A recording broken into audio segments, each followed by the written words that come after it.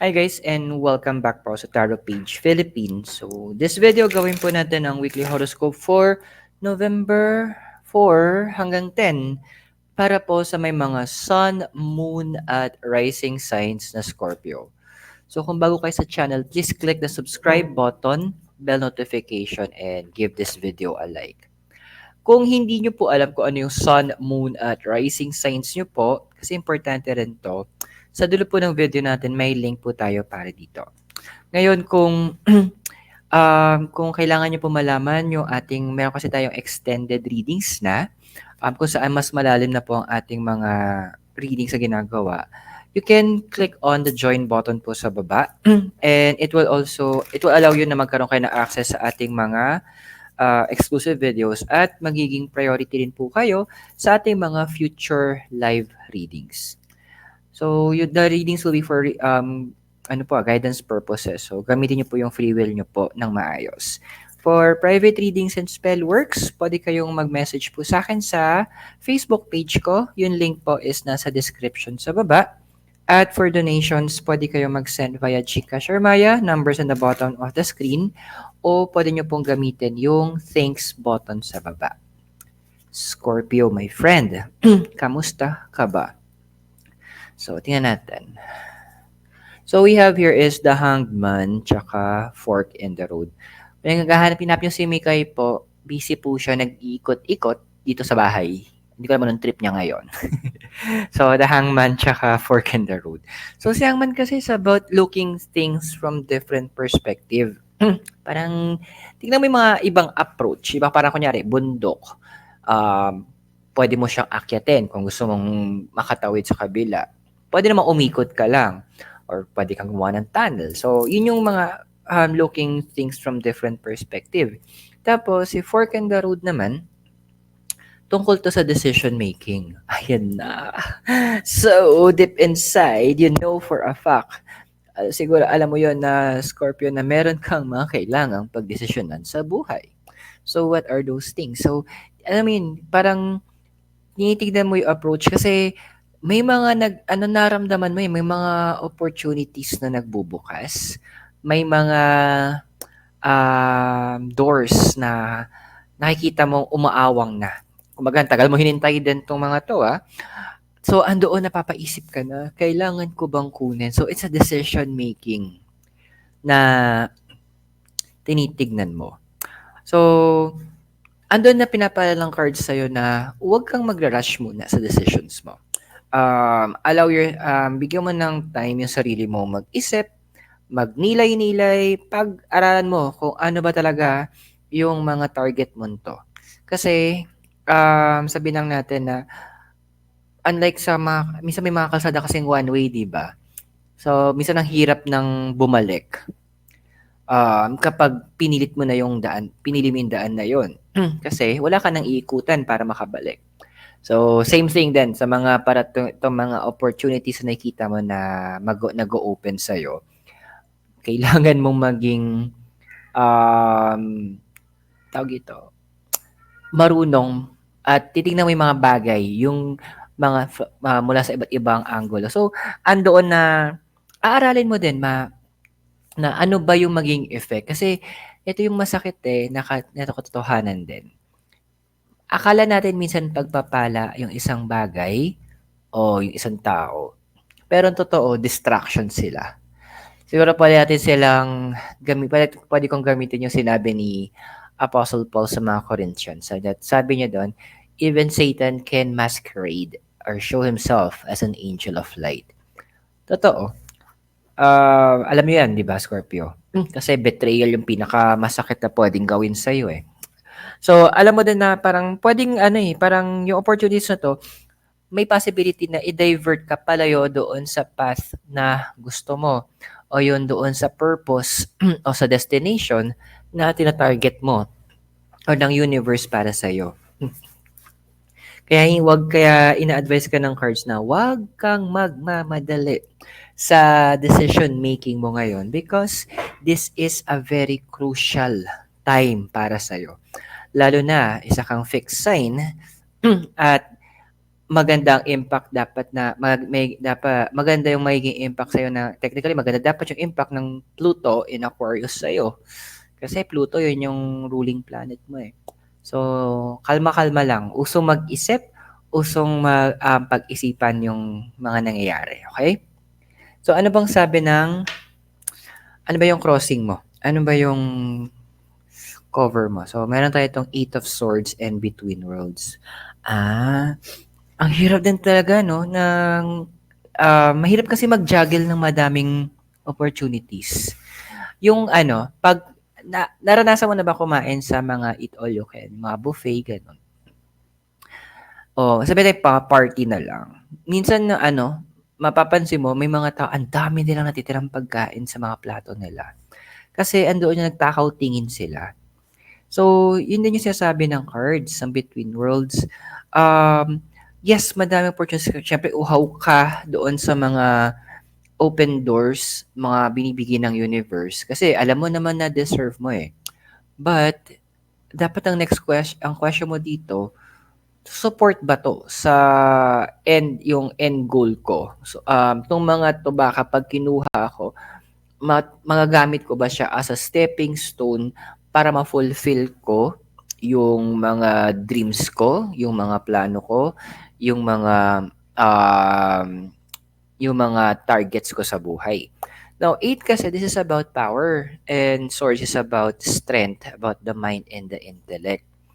So, andun din yung point na, although tama, pinagsabi nga nung hangman, tapang pinag-iisipan, pero wag mong tatanggalin din yung reality na dapat nakikinig ka doon sa kutob mo, sa intuitions mo. Kasi, water element ka pa rin gusto ko ipaalala sa'yo. So, andoon na yun yung isa sa mga capacity mo. Pagganahin mo yung intuition mo, pagganahin mo yung instincts mo. So, ang maganda nito kasi, yung instinct parang, kung sa militar, ito yung radar mo. Ngayon, since nakita mo, sabi natin, may papalapit na kalaban gamit yung radar, gagamitin mo yung utak mo ngayon. Paano ka mag-strategize para to defend and counter-attack? Yun yung mga kailangan mo ngayong doon mo gagamitin. Kumbaga, ipagbe-blend mo yung alam mo tsaka yung guidance ng universe. Minsan nakakaloka lang din kasi ang universe. Ang trip nan minsan, yung tipong ipaparamdam sa'yo. Ako problema ko pa naman yun kapag pinaparamdam yung isang bagay. So, hindi ko magets. Parang nawala sa isip ko naman parang magtanong din sa universe na, so anong ibig mo sabihin? Ano yung ipinaparating mo? So wag mo nang gawin yung sarili ko, yung naging mali ko before na kung nag-a-assume ako, baka ganito, baka ganyan. So isa sa mga madalas ko na nararamdamang intuition, parang sige, chismis ko na sa inyo. Yung tipong may mamimit ako ng mga online na mga tarot card readers din. Iba, nagpa-practice on divination or spirituality. Pero hindi ko sila bet. Parang, parang andun yung nare-repel ako sa kanila. Parang naramdaman ko na, parang hindi kami nagja-jive. Parang may mali. Parang may mali.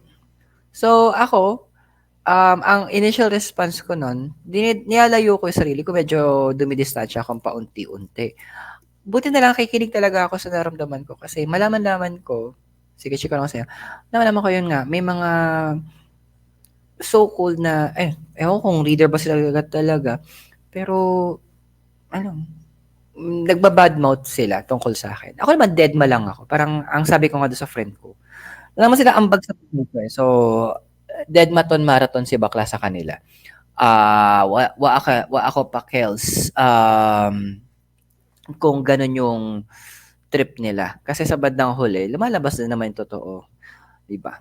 Na parang ginto, kapag dumaan yan sa apoy, for sure, lahat ng mga hindi puro, masusunog. So, bahala na sila. So, same thing with you. Listen, makinig ka doon sa intuition mo. Malaki yung magiging role niyan sa mga susunod na hindi lang araw, sa susunod na mga taon. para sa'yo. Specifically, 16 years. So, ano ba yung ano mo? Ayan na, nagjo-duty na si Mikay. So, ano ba yung desire card mo? Ano ba yung, oh, di ba? Ito na ang Mikay. Ayan, so naghahanap sa, ayan. So, ayaw niya sa bed, dito daw siya. So, ano ba yung mga desire card mo? Ano ba yung hinahanap mo? O wish, parang wish na rin. So, we have here the Five of Wands and Soulmate. This is about action eh. And Wands is, it's about, ito yung ginagawa ko. Wands is about fire, about the passions and energies and soulmate. Well, tuloy mo lang, yung mga iba sa inyo na nagpapaka-monghe, nagso-solo mode, okay lang. Actually, yes, andun yung part na syempre nakakatuwa din naman na meron kang special someone. Nakakatuwa naman na meron kang katuwang sa buhay. May kapareha ka. Pero mataas kasi standards mo ngayon eh. Kasi nakikita mo yung mga nag-open na mga doors para sa'yo. Nakikita mo na ang dami mong pwedeng ma-achieve as of now. So, sabi nga nung sa parang sa Panday, strike while the iron is hot. Parang lagariin mo habang available pa yung opportunity para sa'yo. So, ito na yung moment na ano, na ano, na na para ikaw naman ang mamunga. Ikaw naman yung magkaroon ng mga additional na blessings. Ikaw naman yung magkaroon ng mga bukas na pinto sa buhay mo. Yes, it is a struggle kasi nagsisimula ka. So, alam mo yun, parang sabihin natin, parang ganito yan, parang sa math, ang hirap intindihin eh, kung tutuusin, para sa marami. Pero, kung bibigyan mo siya ng oras, habang tatagal, magiging madali na rin sa'yo. May mga atleta, hindi naman sila umaabot sa ganung mga level nila nang hindi sila nahirapan. And a lot of them, kung nakapanood kayo mga documentary ng mga atleta natin, talagang ang layo nila sa family nila. So for the isolation, so parang ganun yung ginagawa sa'yo din. O yun yung target mo din. Kasi yes, andoon na we feel that meron tayo dapat connection with other people. Pero, pero andun yung punto na ang nagko-connect ka ko-connect ka ngayon kasi more on sa sarili mo. Kumbaga, pinapalalim mo yung tinatawag natin intrapersonal relationship.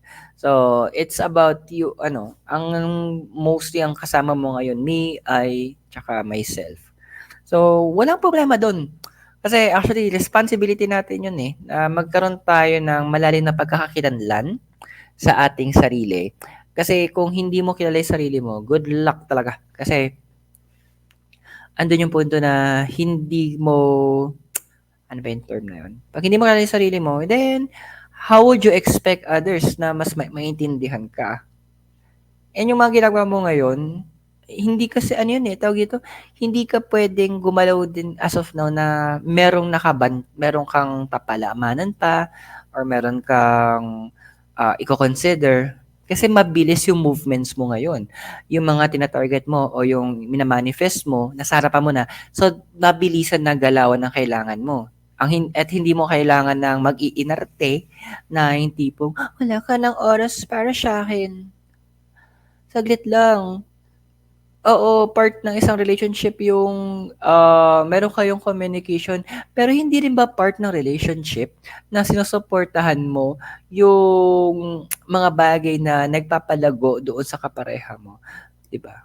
Kaya iba yung standards mo eh. Tingnan natin ano yung foundation mo. So meron tayo ditong Seven of Swords tsaka Truth Be Told. So seven kasi is about wisdom. Sword is about air, about the mind and the intellect. So, adto na nga. Minsan kasi, yun nga, minsan, napatunayan mo naman din siya ng ilang beses. Minsan, hinihintay mo lang, para nagbibigay ka ng oras na, sige, wait lang tayo, parang hindi mo nirush yung sarili mo. Tapos habang tumatagal, nakikita mo na, okay, ito pala yung value ko sa'yo, ito pala yung halaga ko sa'yo, Eto lang pala yung tingin mo sa'kin. Kaya ayun, madaling mag-cut off para ayun, at kaya siguro yun naman naging dahilan mo na rin para mag-cut off ka or mag-cut ka ng mga communication mo sa ibang mga tao.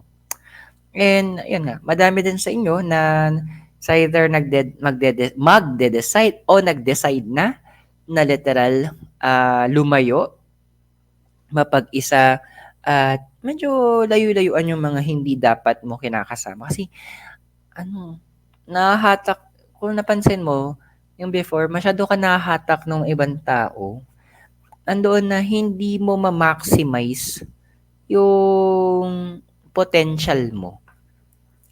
Kaya siguro ang dami sa inyo nung kabataan niyo 'pag may project mas prefer niyo na solo na lang. Kasi yun yung ano, eh, kumbaga mas walang kang kailangang intindihin pang iba. Na imbes na yung minsan yung group project 'di ba, naranasan niyo yung lahat ginagawa mo, mas makikita mo yung isa nakatanga, nasa TV. Ay, yes po, yung totoo. So, walang problema yan kung nagsusolo ka talaga. Sa past mo kasi, ang prominent ngayon is the Page of Pentacles and Fates. So, younger female energy, that's Earth element. In fairness kasi maparaan ka din sa past mo. And ang galing ng kasi, yung kapal na mukha mo, karamihan sa inyo, ginamit niya siya in a positive way. Guilty ako doon. So, share ko lang ng very light. Example, i-share ko nung example lang yung elementary ako, natuto kasi akong, yung nanay ko kasi nag-aaral siya ng ng sewing, yung pagtatahi. So, natuto siyang gumawa ng mga tropilo. So, si bakla, natuto din kasi nanonood ako. So, si ante mo, gawa din ng tropilo. Yung binebenta ko sa school. So, makapal yung mukha ko talaga ever since. Then, marunong din ako yung abutan niyo parang ribbon, tas dalawa lang siya, tas may pattern siya nagagawa. So, nagiging parang band siya dito. So, gawa siya sa nylon na ribbon ba yun? Tas binebenta ko rin yun. So, in the past talaga, andoon na you know how to create money. Alam mo paano gumawa ng pera at hindi ka nahihiya na gawin yun. Kasi may mindset ka din nun na wala naman ako ginagawang masama at hindi naman to bawal. Tama, I mean, gumagawa ka ng pera sa mabuti at legal na paraan. So, ba't ka mahihiya? Which is, nadala mo siya hanggang ngayon. Kaya siguro, yung tipong kaya mong i-handle yung sarili mo kasi alam mo na yung ang dami sa inyo, alam niyo yung mga capacity niyo at na napalago niyo yung capacity niyong yun at andoon na ginagamit niyo siya hanggang ngayon. Pero in fairness marami akong kilala sa BPO industry. Karamihan sa kanila may sun, moon at rising lagi ng Scorpio. So ano ba mangyayari sa iyo in the future, yung magiging ikaw? So we have here sa card of the lovers and TikTok. Feeling ko at epekto ng Pluto in Aquarius eh.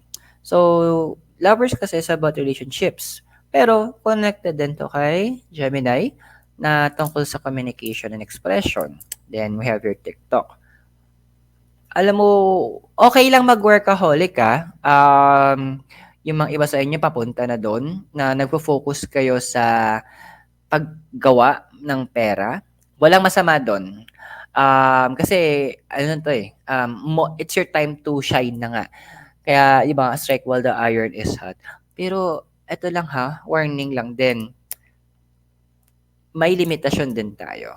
Hindi ka po all powerful, hindi ka all knowing at hindi ka ever present. So hindi ka Diyos, which is yung tri powers niya is omniscient, omnipotent, tsaka ano yun? Basta tatlong yun eh. Omniscient, omnipotent. Google niyo na lang, hindi ko maalala. So, okay lang kasi andun na nga, maramdaman mo yung freedom. So, hindi mo mapapansin na masyado ka na nag-hyper-focus. Then andoon na yung pahinga, yung kain na naitasan tabi mo. Dude, uso mag-schedule ng mga kailangang gawin na. Wala kasi dito eh. But what I've learned or ginagawa ko ngayon is nililista nga ako ng mga pwede kong gawin. At least 5 major things na gagawin ko sa isang araw. Ngayon, matapos ko dun yung 3, on top yun ng regular na ginagawa ko sa araw-araw, happy ako. Kasi na may ibig sabihin, nung natatrack ko na meron ako nagagawa, then I can do the other 2 the next day. Tapos, dadagdagan ko na lang siya ng 3. O kung magawa ko yung 5 yun, edi perfect. Kung nagawa ko, sabihin natin, 1 lang, kasi nga dahil kong ginagawa, it's okay. Meron pa rin akong progress. Hindi mo kailangan pilitin ang sarili mo. Yung mga iba kasi niisip na, nagpuyat na lang ako, matatapos ko to. Actually, hindi eh. Based on my experience, the more akong walang nagagawa, kasi kung magpupuyat ako, or skip ko yung meal ko, para may gawin itong mga bagay na to, or may tapusin ako na ibang task, o ibang errands, hindi ako nagiging efficient. Andun yung chance na literal na lutang. Parang, ano nga ba yung gagawin? So, nade-delay ako kasi nag-iisip nga ako. Then, andun na antok na ako. Then, pag natulog ako, ang mangyayari, ma-extend yung tulog ko.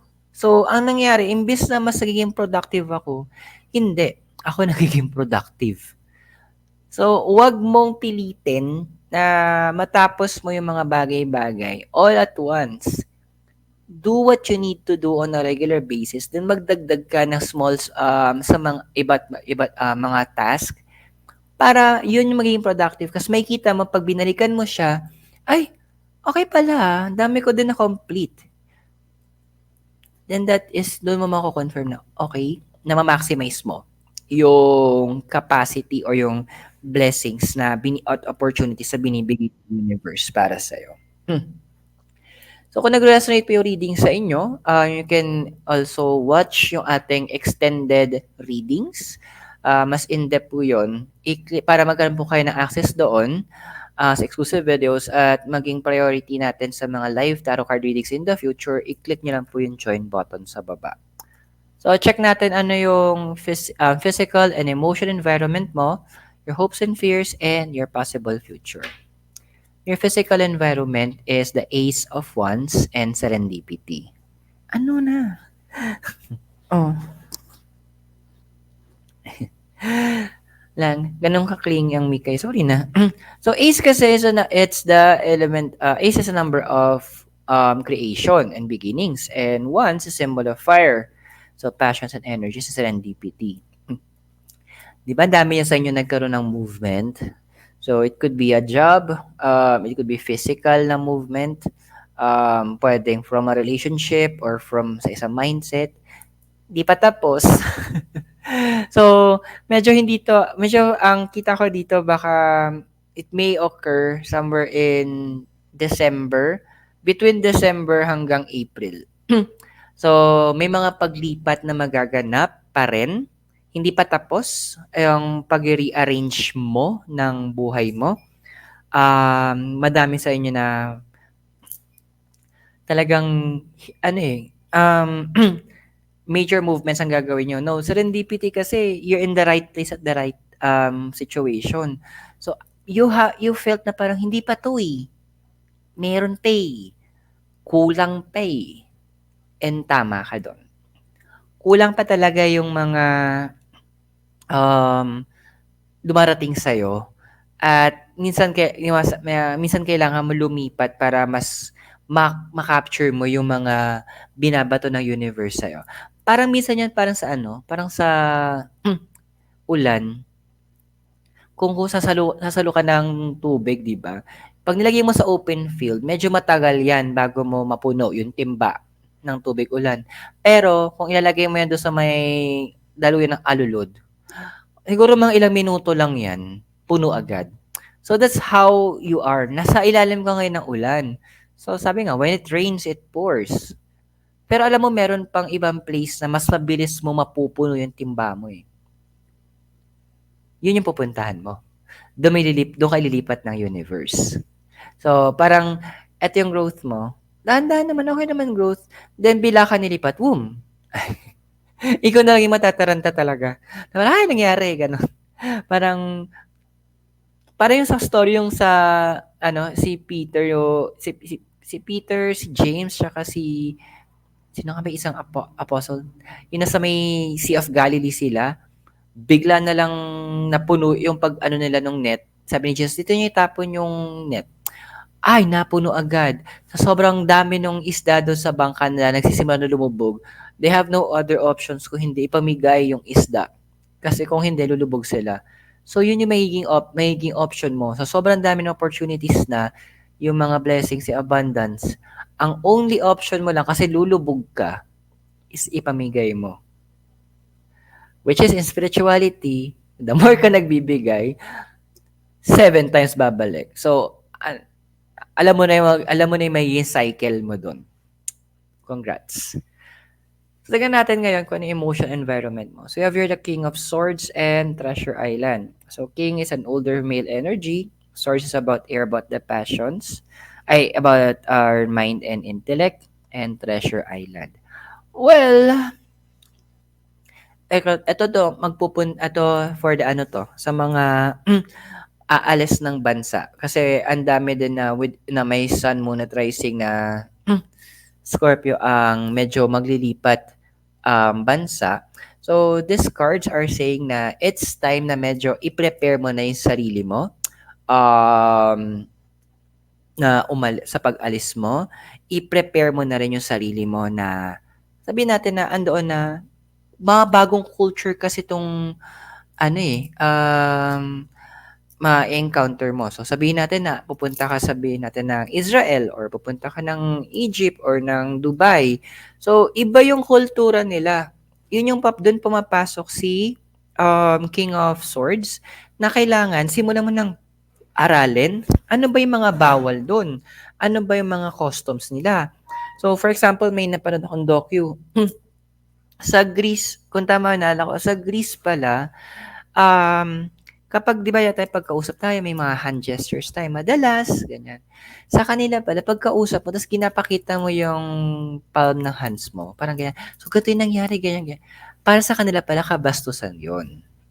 So, huwag mo siyang gagawin. So, yun yung mga bagay na yung sa inyong mga aalis. So, by next year, yun yung mga bagay na dun yung kayo dapat nagfo-focus now.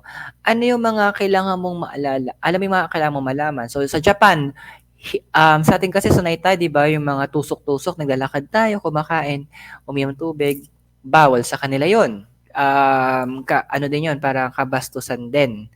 So, 'yun yung mga example. So, kung saan bansa ka man lilipad, learn to understand yung culture nila, ano yung mga bawal, at ano yung mga pwede, para maayos, kumbaga, it's a form ng respeto mo sa kanila.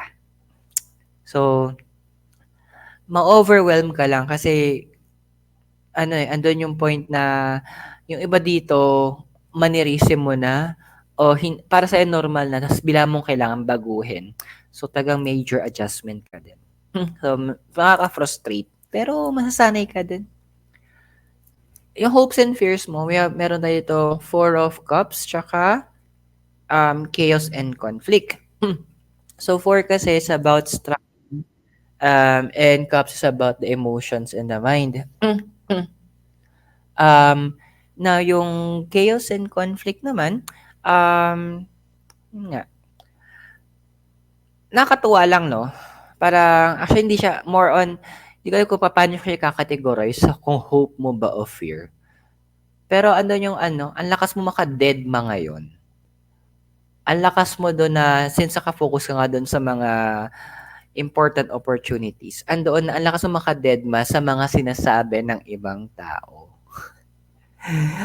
Yung point na, sige, may sabihin ka hindi maganda, titignan mo lang, parang, ano bang ambag ito sa buhay ko? Wala, sa deadma. So, ando ka sa ganong level na, ando ka sa ganong scenario, and nababother sila. Kasi nga, deadma ka lang.